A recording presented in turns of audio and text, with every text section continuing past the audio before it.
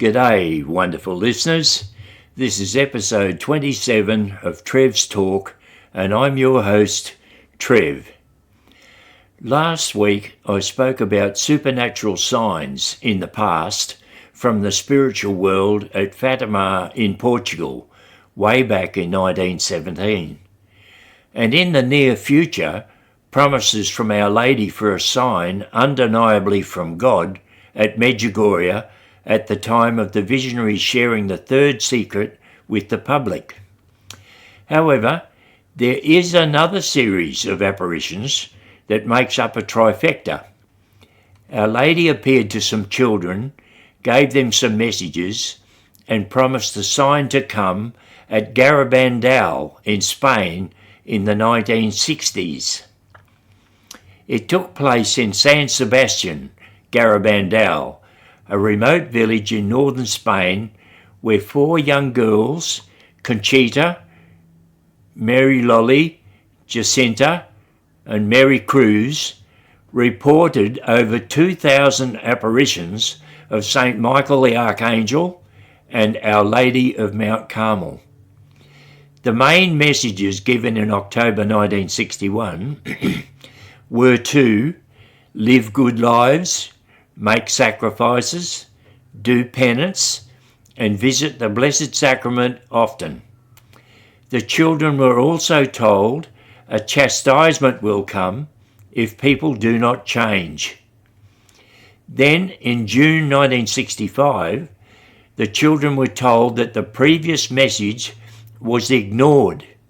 Many clergy are leading souls astray, the Eucharist was being neglected, and this warning was given. Amend your lives and reflect on Christ's passion. Prophet events were foretold. 1. The warning, a global event where each person will see the state of their soul. 2. The miracle, a visible permanent sign to appear at Garabandal when many will be healed and converted. And 3, the chastisement, conditional punishment if humanity does not respond to the warning and miracle.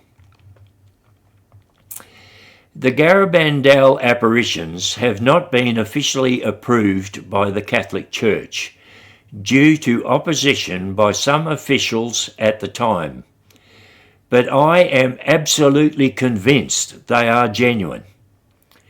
I have seen videos of the Garabandal visionaries while receiving supernatural control, and their demeanour was similar to that shown by the visionaries of Medjugorje.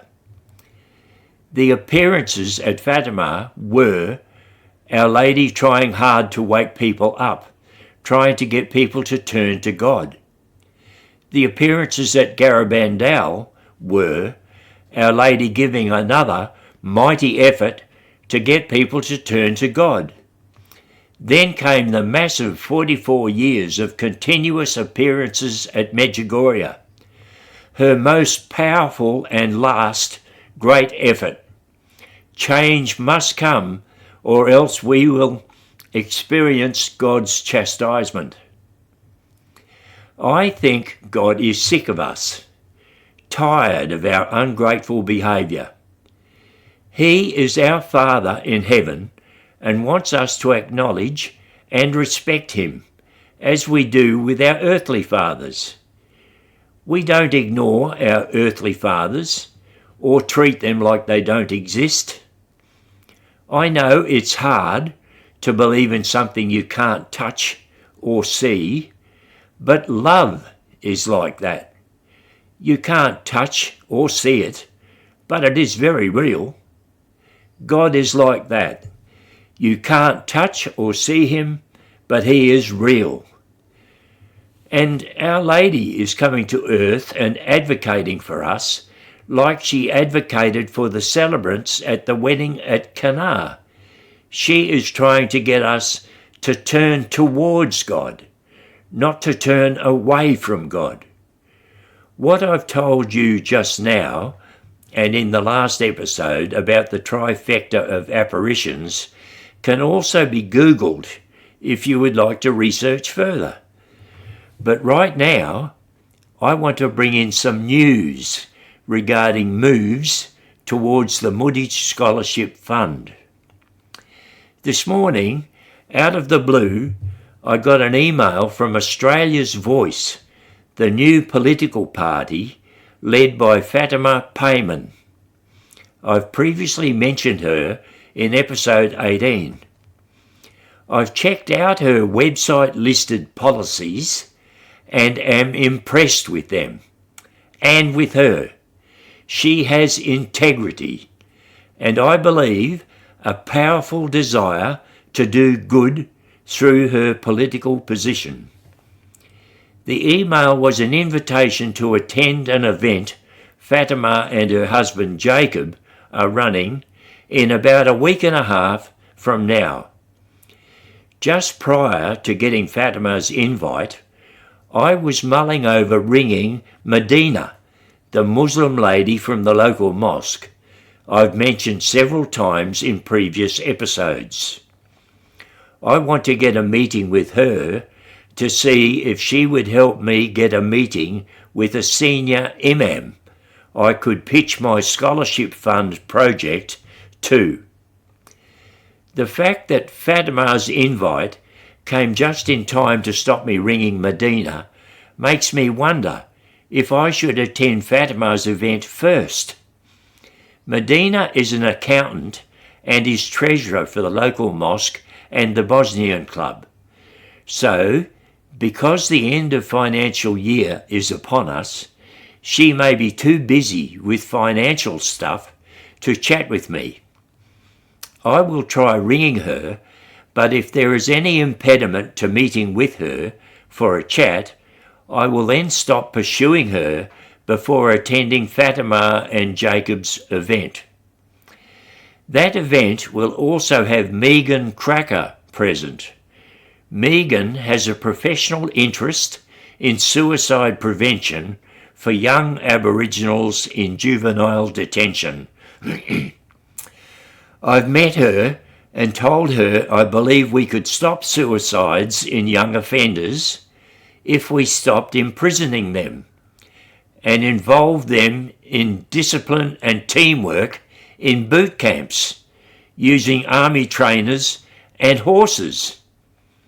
It has been proven that learning how to handle, care for and riding horses leads to good outcomes with rebellious youth.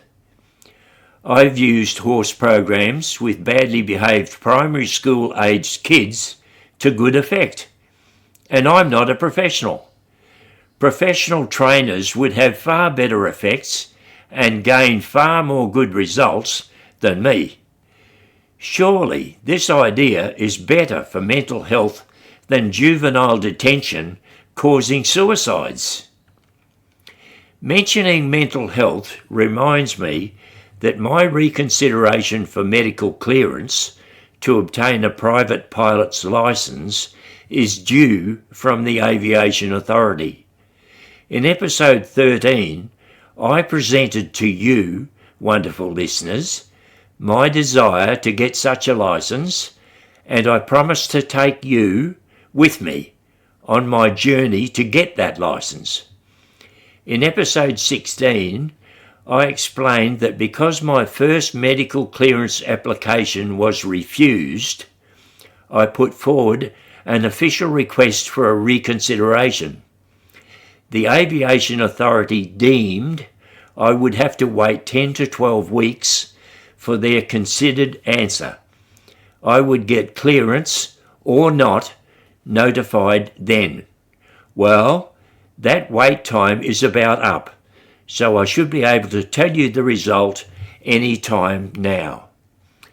In episode 16, I said, I received spiritual prompts over many years to get a pilot's licence, the last of which was mentioned in my journal in September last year, which states, I woke up around 3:30 a.m. after a good dream of getting my pilot's licence. I was put into a jaunty mood and confidence when I pass the flying test. This is the third time I've dreamt of learning to fly, so I'm going to go for it.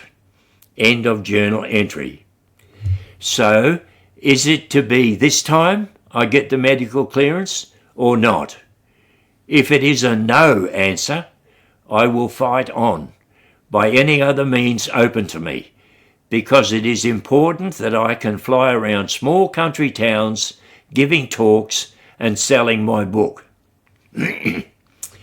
I need to travel around country towns giving talks on my lived experience of mental issue stigma and alarmist attitude attached to mental illness permeating through society, even among doctors.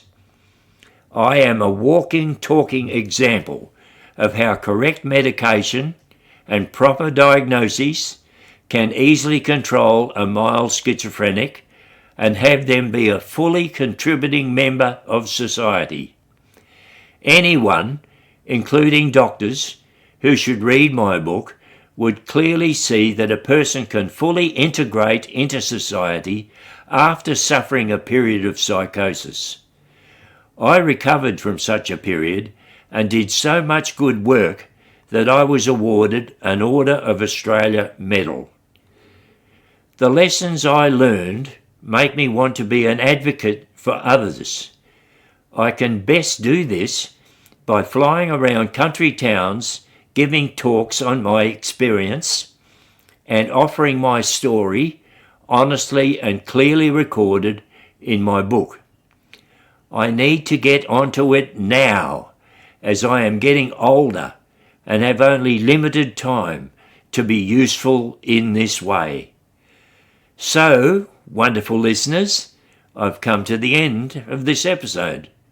Please like, share and subscribe on YouTube, or rate and follow on Spotify. Comments are also highly appreciated. Until next week, this is Trev tuning out.